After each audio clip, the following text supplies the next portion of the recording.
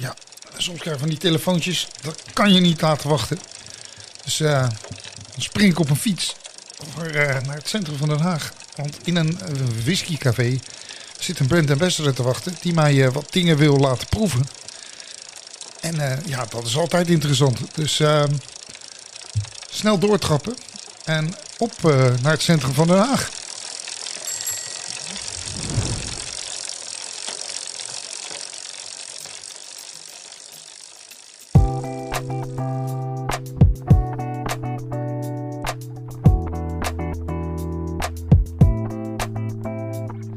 Dit is Drop or Dram, de podcast voor whiskyliefhebbers. Van beginner tot kenner.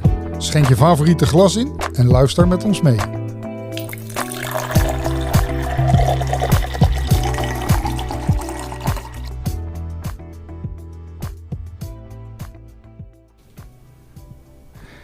Ja, en dan zit ik hier midden in het centrum van Den Haag, maar in de Malt Vault. Sommige mensen kennen dat als bar in Utrecht. Maar inmiddels hebben ze ook een vestiging in Den Haag. En dat is natuurlijk aan het Groene Wegje in Den Haag. Het prachtige culinaire gebied van Den Haag. En hier staat echt gigantisch veel mooie whiskies op de vloer. En die kan je allemaal proeven in flights van verschillende prijsklasses en bijzondere dingen. En over bijzondere dingen gesproken. Ik heb de pleasure om gewoon aan tafel te zitten. En voor mij staat een prachtige fles van een eiland voor het Isle of Skye. Wat mij natuurlijk heel goed bekend is. En er staan nog een aantal andere flessen met heel veel verschillende kleurtjes erop. En daar ga ik alles over vragen. Want ik ben hier dus de gast bij de Malt Vault in Den Haag. En tegenover mij zit Ciara. And Ciara is from Isle of Raasay. Welcome to our show, Ciara. And thank you for inviting me and present me with all those beautiful bottles. And I'm very, very curious. Yeah, great. Thanks for having me. I'm looking forward to talking through the different cask types I have with me today. And of course, the Isle of Raasay single malt too. Yeah, Isle of Raasay. I've been on the Isle of Skye many, many times. And always past the little ferry when I go just past Port 3. But I've seen it on the other side, but I've never been across. What did I miss? So the Isle of Raasay is, as you mentioned, just off the coast of Skye. We're around 25 minutes on the ferry from what you're referring to as scones are. So our closest distillery, of course, is the Isle of Talisker, around 11 miles as a crow flies from Talisker Distillery. So the Isle of Raasay is a very small island, classed as the Inner Hebrides. If you were on the mainland of Scotland in Applecross, looking over to Skye, Raasay would be in the way. So the island itself is around 13 miles long, 3 miles wide, and home to just 161 people. 161 people, and a lot of them work at the distillery. And the distillery is fairly young, because I've done my homework, of course. It all began back in 2013 with just an idea on a piece of paper. And it granted building regulations and buildings on 2015. And now 2017, there was suddenly a new distillery. Exactly. So the Isle of Raasay distillery is the first legal distillery on the island. But of course, like many of the other Hebridean islands of Scotland, illicit distilling took place years before the distillery was even thought about. But we are the first legal distillery, and we first ran spirit through our stills in September 2017. So in September this year, we turned 5 years old. Wow. A fairly new distillery, and I've seen some of the stuff around, but I never have thought about it. And some of the whiskies is a mystery to me, which is always good. It's always very nice to see. How come about building a distillery on an Isle of Raasay just across from Skye? It's not an obvious place, is it? No, it's not an obvious place. And we like to say it's an island off an island off an island. As you can imagine, not the easiest place to build a distillery. So the idea came around by our two co-founders. They both had the same intention, but with different motivations to do so. So our first co-founder, Bill Dobby, he is a tech veteran, a really successful tech entrepreneur. He had the idea to build this intergenerational long-term family business. Tech is something that changes daily. Scotch whisky is not. So when he had the idea of this kind of intergenerational family business that will be there for years to come, he quickly ended up as a Scotch whisky distillery. So that's really what he set out to do when he had his plans to build a distillery. Our other co-founder, Alistair Day, he had the same idea, but with slightly different motivations. He did have a history in Scotch whisky. His great-grandfather was a whisky blender down in the borders of Scotland, and he inherited his blending book. So his idea and his passion was to recreate the lost recipes of his great-grandfather, and his idea was to create a distillery in the borders of Scotland. So him and Bill met back in around 2013, 2014, and they shared their kind of ideas and their passion to build a Scotch whisky distillery. At that point, the destination of the distillery was to be decided, and it was actually a colleague of mine, Ian Hector Ross, who went to school with Bill in Glasgow.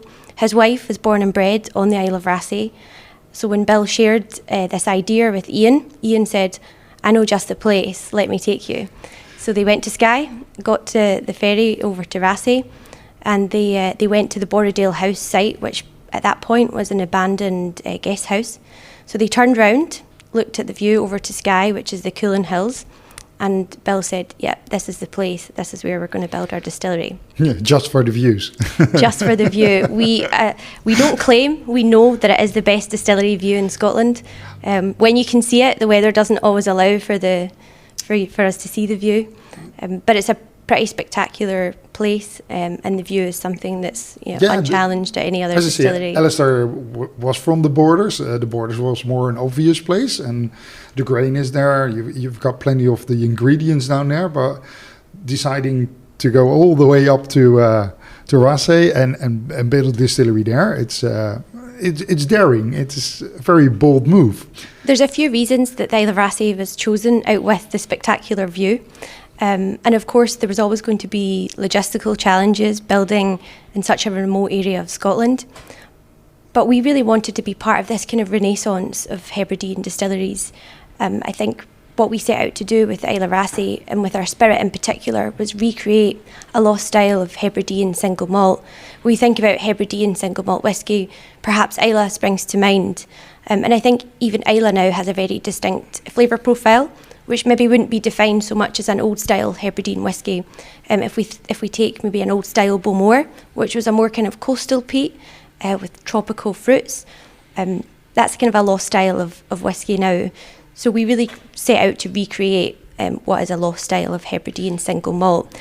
The other reason that we decided to build on the Isle of Raasay is because it was a bit of a forgotten Hebridean island. It's surrounded by its celebrity cousins, Skye being the obvious choice. And then, of course, we've got the Isle of Harris not so far from us too. And then we're also seeing this kind of renaissance on the Isle of Barra and the Uist Islands as well, where, of course, they're now building distilleries. They're creating Hebridean gin, and of course they've got plans to make single malt in the future. So we kind of think that we're part of this kind of renaissance of the Hebridean Islands. That's very, very nice indeed, because the Hebrides, it's all the islands on the west coast of Scotland, all the way up to the north, and every island has got their own microclimate and so many changes. And we see a lot of the new distilleries coming up on the islands. And of course, the most famous you were just mentioning, Islay, which got more distilleries than people probably, more or less. And now building distilleries on different islands, but all with a different taste. But all of them has got, like you said, a style of Hebrides that has been forgotten. It's all new style, and you try to recreate something new. And talking about that, you have a lovely bottle, and I have to describe the bottle for my listeners. It's a square bottle. Het is een rechthoekige fles, een dunne fles. Met allemaal kleine deukjes erin. En ik zie een klein schelpje erin, alsof het een fossieltje is. Met een etiket over de lengte. En aan de zijkant staan de ingrediënten, wat het wel heel bijzonder maakt. En een stukje geologie erop. It's a beautiful bottle. It's got, I saw the fossil-like shell in it. It represents the geological part of Isle of Raasay, I guess. Exactly, and the more you learn about the Isle of Raasay distillery, you'll find that the island itself is really at the heart of everything that we're doing, and that had to come through in the bottle itself, which for most people might only be their only experience of the Isle of Raasay. So when we launched our single malt back in 2020, we were actually in the midst of lockdown when we launched our single malt. So my colleagues, they took a clay mould around the island and they indented parts of the landscape into the clay, different parts that kind of showcase the rugged nature of the island. You mentioned the fossil on the front. That was actually an ammonite that was found as the distillery was being built. Every sort of mark and indent in the glass currently represents something that's on the island, whether it be rocks, different leaves. It really just represents the island and its kind of rugged and exposed nature. So we like to say that, when we've got that bottle in our hands, it really is having a piece of the island with you. Yeah, well, that's very nice. And having a piece of the island, you can't have a piece of the island of the actual spirit in there. So we'll open up the bottle, and I'm going to try and do that with the microphone in my one hand. And you can't hear opening the bottle, but I'm free just to pour myself a glass. This is your single malt? Yep, so this is our Isle of Raasay single malt, sometimes referred to as our Nashia single malt, which refers to the 6 cask recipe. So Nashia means the 6 in Gaelic. Yeah, my Gaelic is a little bit rusty, so... Mine too. Yeah, I wouldn't have guessed. But your Gaelic is a lot better than mine. 6 casks, and I think you're referring to the 6 different casks or the 6 different bottles we have next to each other. But first of all, just have a sip on this single malt. This is your expression you have right now. This is the core expression of Raasay. This is what you were looking for. Yeah, I think if you're only ever going to try one Raasay, or if you're talking about Raasay to someone that has never tried it before, this is really what we're all about. This is our, don't love the term, but our flagship single malt. It really encapsulates everything that we're trying to achieve at the distillery. Our overall distillery character is lightly peated with rich dark fruits, and the core single malt is the best way to kind of showcase that.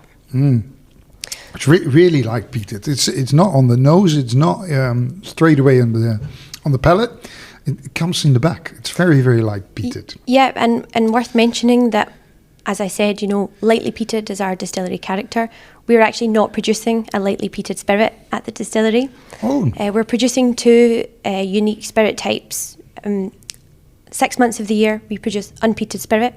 The other 6 months we produce heavily peated spirit, and those are done in 3-month batches.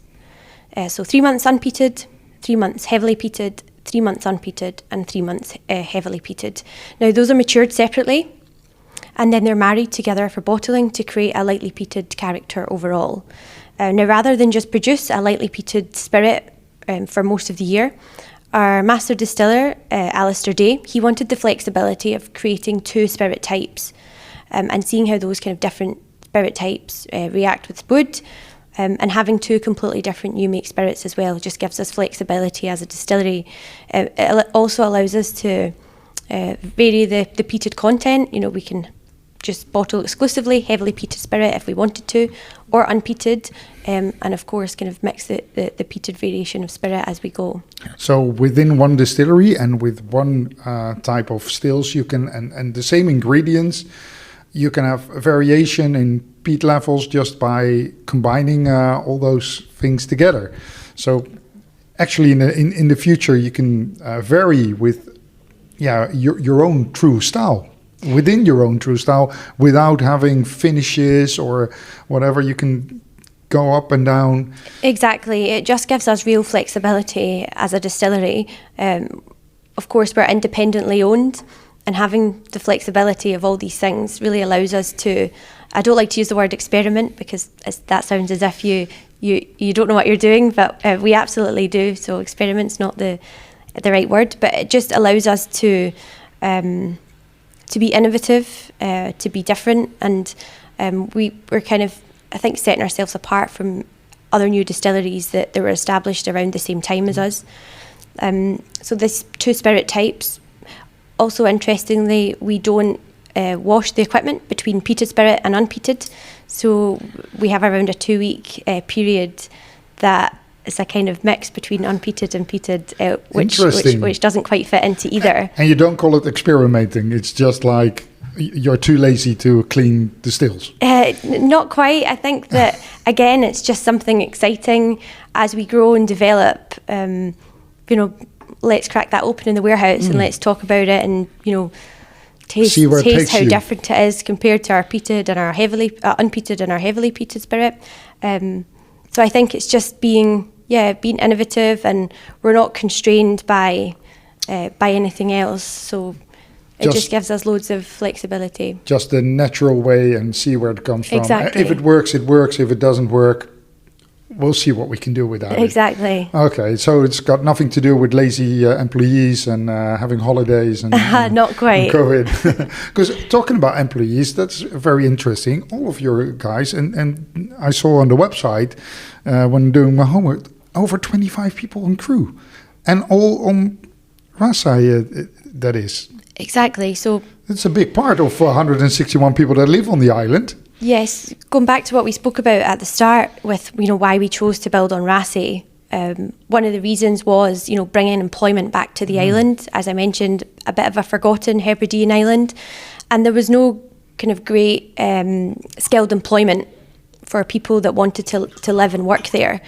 So when building the distillery, our aim was to carry out as much on site as we could and employ as many local people as possible. We really want the island and the people that live on Raasay to benefit from the distillery being there, and not only benefit from it, but be a real part of it. We use this term island spirit a lot, and I think you can interpret that in different ways. But we talk about island spirit. It really is the people on Raasay being such a big part of the distillery and what's being done there. So yeah, we're employing around 25, probably more so going into the winter months, around 27 people. That makes up around close to 50% of the working population on Raasay. There's definitely an older, an ageing population on the island.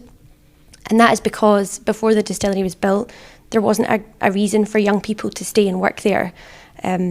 For example, Norman, who's our operations director at the distillery, he's in charge of, everything that's based and done there.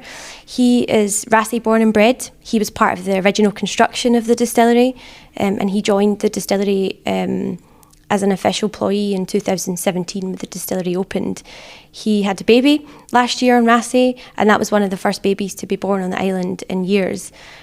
So we're creating a reason for people to stay and work there. And the next generation of distilleries is already there. So there's a bright future for this. Hopefully, yeah.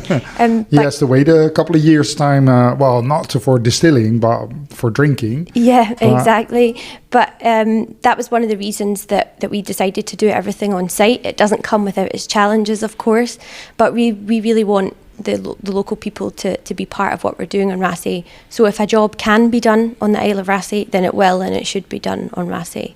So we mature 100% of our casks on site. 100% of our bottling is done on site too.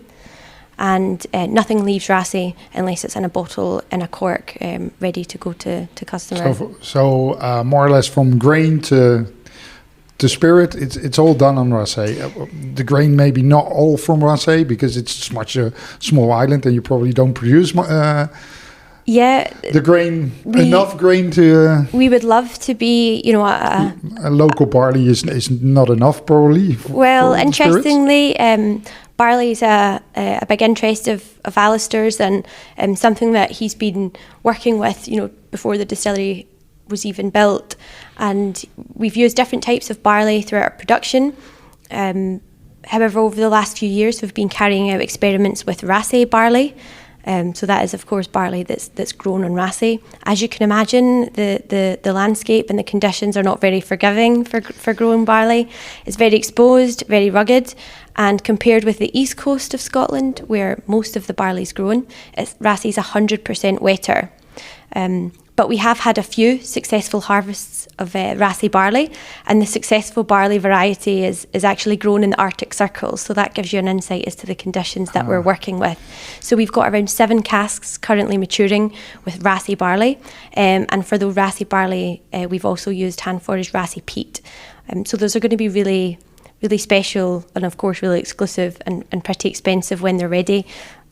But we're really proud of the Raasay barley, and it's a big achievement for the distillery to be able to do this. And that will be the first kind of, grain to glass that we produce. Oh, that's beautiful. It's really nice to see you do so many things of the local stuff. Of course, it is not always possible. And it didn't sound very inviting to come to Raasay in the first place when you say, well, there's a lot more rain here. And I've been on Skye. It can be a beautiful island, but it can be harsh conditions, being wet and wonderful. Well, not so wonderful, and you've read why people are talking about Skye and the Hebrides as a beautiful place to be in the world, because you want to leave as soon as possible. But it sounds inviting now. So next time I'll definitely have to get the ferry and see you guys. Of course. But it's good to see that a lot of young people, but the young people and their influence to the world of whiskey, because whiskey is such an old drink, and people, you were saying the style is from a forgotten part of it, but is also probably a modern part of it that the young people bring into the whiskey in it. Yep, absolutely. We also use this term at the distillery a lot, young spirit, and that can be interpreted lots of ways too. We have a really young workforce, both at the distillery and as part of our sales and marketing team. Probably around kind of early 30s is the average age of the company. But when we talk about young spirit in this instance, the distillery is only 5 years old. Our single malt probably is around, this bottling in front of us is around 4 years old. So that is really young spirit in terms of Scotch whisky. It doesn't taste young though. I just finished my glass, but it doesn't. It's got a fully matured taste to it. The palate, you still have the maltiness in there, but you can actually find so many layers in there. It gives you a full body flavor.